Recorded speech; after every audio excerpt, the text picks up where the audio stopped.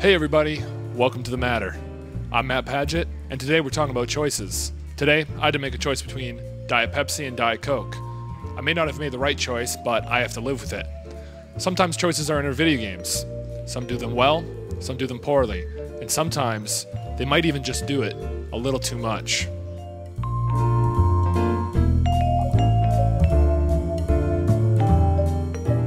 With The Wolf Among Us closed off and The Walking Dead nearing the end of its second season, it's almost time for people to start speculating what Telltale's next adventures will entail. Will they produce a game that feels as an experience different from The Walking Dead, or will they continue with its style and release something a little more familiar to its fans? Certain publishers and developers catch a lot of flack for doing this with little change year after year, frustrating many into an eventual loss of sales. Games like Call of Duty and Madden have proven that it hasn't bothered them so far, while games like Guitar Hero and Tony Hawk have had more tragic fates. But this isn't really about sales, it's about getting tired of the same old thing, and Telltale Games is at risk of falling into the same traps that the biggest and most influential games of our time have become victim to. It's not too late to change things up from their now trademark formula, but is that something Telltale is willing to do?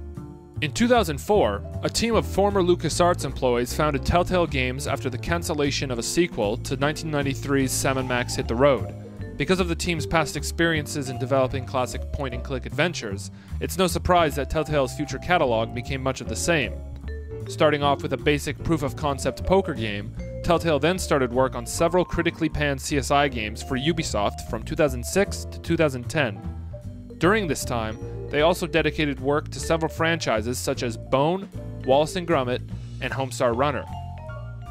Some success was also seen with one-off games like Puzzle Agent and PokerNet at the Inventory, both of which saw sequels.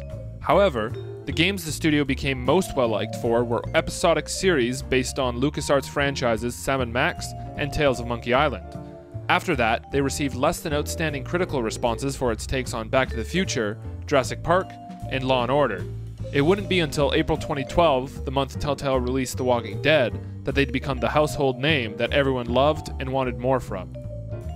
And those wanting more from Telltale would be sure to get it. They'd soon announce a Season 2 to The Walking Dead, as well as more episodic series based on Fables, a Vertigo-published comic book series, Borderlands, a major video game franchise from Gearbox Software, and A Game of Thrones, HBO's television adaptation of George R.R. Martin's fantasy novel series, A Song of Ice and Fire. And with the release of The Wolf Among Us and The Walking Dead Season 2, we found everything we'd come to know from the first season of The Walking Dead, and not much else. The main conceit of The Walking Dead, and now The Wolf Among Us, is a series of 5 choices each episode that will change the course of your story while still heading to the same destination. At the end of each episode, Telltale reveals a percentage of how people made their decisions. It's an interesting pile of data, but where it gets really interesting is when the choices are at an almost 50-50 split. But does this need to keep happening? Does Telltale need to implement this in every adventure game from this point forward? No, and I truly hope they don't. They've proven with games like Tales of Monkey Island and Sam & Max that they're perfectly capable of creating great adventures without the need of throwing these moral choices into the mixture, so creating a modern-day full throttle out of a Game of Thrones isn't too much to ask for. But with all that aside, another issue remains prevalent. Telltale was once lauded for its capability of putting out an episode every month for its Sam & Max series, but with The Walking Dead and The Wolf Among Us, they've taken their time to put out each episode. In one case, it was almost 4 months before a new episode was released. This, of course, can be frustrating for fans eager to play the next installment, especially when there isn't much noise on how the next episode is coming along. With the impressive number of projects they've announced, could Telltale have taken on more than they can chew? Is that why it's taken so long for each episode to see the light of day?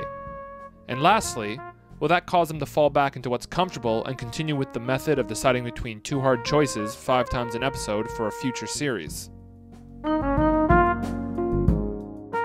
Now don't get me wrong, I enjoyed Telltale's work quite a bit. It's precisely why I don't want to see them continue with this exact same blueprint into their future projects.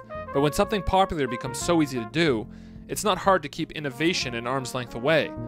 We've seen it happen with past franchises and franchises that are treading water as we speak. So can Telltale Games keep afloat, or will they drown in what's most familiar to them?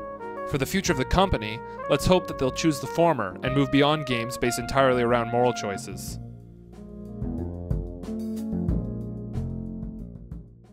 But I want to know what you think. Do you really like Telltale's work, or do you wish they would take a break? Comment on the video below, or tweet at us, and make sure to like and subscribe.